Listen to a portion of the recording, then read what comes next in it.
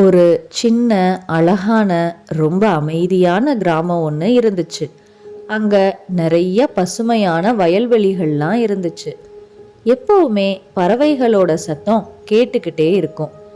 அந்த கிராமத்துல ஆரவ் அப்படின்னு ஒரு சின்ன பையன் இருந்தான். ஆரவ் ரொம்ப நல்ல பையன்தான். ஆனா அவன்கிட்ட உள்ள பிரச்சனை என்னன்னா, அவனோட மனசு எப்பவுமே அமைதியாவே இருக்காது. சின்ன சின்ன விஷயத்துக்கெல்லாம் சட்டுன்னு கோபப்படுவான். சின்னதா ஒரு தோல்வி வந்தா கூட அதுக்கு ரொம்ப வருத்தப்படுவான். ஒரு நாள் ஆரவ் தன்னோட தாத்தா கிட்ட போய், தாத்தா, என்னோட மனசு எப்பவுமே ஒரு நிலையிலேயே இருக்க மாட்டேங்குது. சின்ன விஷயத்துக்கெல்லாம் ரொம்ப பெரிய பிரச்சனையா பார்க்க தோணுது. எனக்கு இதுல இருந்து எப்படி வெளியில வர்றதுனே தெரியல.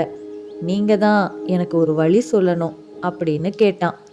அதுக்கு அந்த தாத்தா மெதுவா சிரிச்சுக்கிட்டே, நாளைக்கு காலையில இந்த பிரச்சனைக்கு உனக்கு பதில் கிடைக்கும்னு சொன்னாரு. அடுத்த நாள் ஆரவ் ரொம்ப நேரமாவே எந்திரிச்சிட்டான். சூரியன் கூட முழுசா எழாம இருந்துச்சு.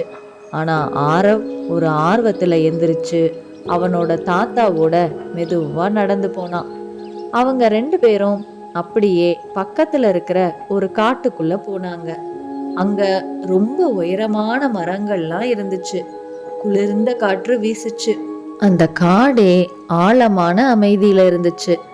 கொஞ்ச தூரம் அந்த காட்டுக்குள்ள போனதும் ஒரு சின்ன குடிசையில ஒரு ஞானிய பார்த்தாங்க. இவருதான் இந்த காட்டோட ஞானி. உன் பிரச்சனைக்கு இவர் பதில் சொல்வாருன்னு தாத்தா சொன்னாரு. உடனே அந்த ஞானி ஆரவ பார்த்து, தம்பி, உன் மனசு இப்ப எப்படி இருக்கு அப்படின்னு கேட்டாரு. அதுக்கு ஆரவ், என் மனசு ஒரு நிலையிலேயே இல்லை அப்படின்னு சொன்னான். உடனே அந்த ஞானி ஆரவ ஒரு நதிக்கரைக்கு கூட்டிட்டு போனாரு. அங்க நதி ரொம்ப வேகமா ஓடிட்டு இருந்துச்சு. அந்த நதியை காமிச்சு அந்த ஞானி, இந்த தண்ணிய உன் கையில பிடிச்சு வைக்க முடியுமா அப்படின்னு கேட்டாரு. உடனே ஆரவ் அந்த தண்ணிய பிடிச்சு வைக்க முயற்சி பண்ணி பார்த்தான். ஆனா அவனால முடியல. அதுக்கு ஞானி, உன் மனசும் இப்படித்தான். அதை பிடிக்க முயற்சி பண்ணா அது இன்னும் வேகமா தான் ஓடும் அப்படின்னு சொன்னாரு. அடுத்ததா ஆரவ ஒரு குளத்துக்கு கூட்டிட்டு வந்தாரு. அந்த குளம் ரொம்ப அமைதியா இருந்துச்சு. உடனே அந்த ஞானி ஆரவ் கிட்ட, உன் முகம் இந்த தண்ணியில தெரியுதான்னு பாரு அப்படின்னு பார்க்க சொன்னாரு. ஆரவும் பார்த்துட்டு தெரியுதுன்னு சொன்னான். அதுக்கு ஞானி, இப்படி அமைதியா இருந்தாதான் உள்ளது தெளிவா தெரியும்னு சொன்னாரு. அடுத்ததா அந்த ஞானி, இப்போ எதுவும் பேசாம எதை பத்தியும் நினைக்காம அமைதியா ஒரு நிமிஷம் இங்க அப்படியே உட்காரு அப்படின்னு சொன்னதும் ஆரவ் அமைதியா மனசை வச்சுக்க முயற்சி பண்ணான். முதல்ல அவனால முடியல. நிறைய எண்ணங்கள்லாம் அவன் மனசுக்குள்ள வந்துகிட்டே இருந்துச்சு. ஆனா மெதுவா ஆரவ் தன்னோட சுவாசத்தை கவனிக்க ஆரம்பிச்சான்.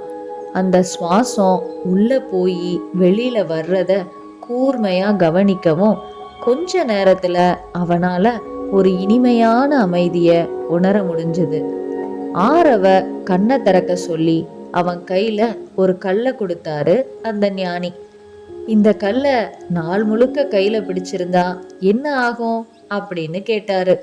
அதுக்கு ஆரவ், கை வலிக்கும் அப்படின்னு சொன்னான். இந்த கல்லு மாதிரி தான் நம்ம கோவமும். கோவத்தை மனசுல வச்சுக்கிட்டே இருந்தா நம்ம மனசும் வலிக்க ஆரம்பிச்சிரும் அப்படின்னு சொன்னாரு. கடைசியா ஆரவ் கிட்ட அந்த ஞானி சொன்னாரு, அமைதிங்கிறது வெளியில கிடைக்கிற விஷயம் இல்லை, அது உனக்குள்ளேயே தான் இருக்கு. நீ அமைதியா இருக்கிறத தேர்வு செஞ்சா இந்த உலகமே அமைதியா தெரியும் அப்படின்னு சொன்னாரு. அதை கேட்டதும் ஆரவ் முகத்துல ஒரு புது ஒளி வந்துருச்சு. அவனோட கிராமத்துக்கு திரும்பி போன ஆரவ் கொஞ்சம் கொஞ்சமா மாற ஆரம்பிச்சான்.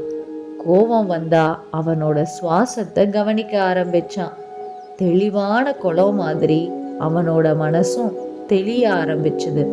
அதனால நம்ம எப்பவுமே அமைதிய வெளியில தேடக்கூடாது.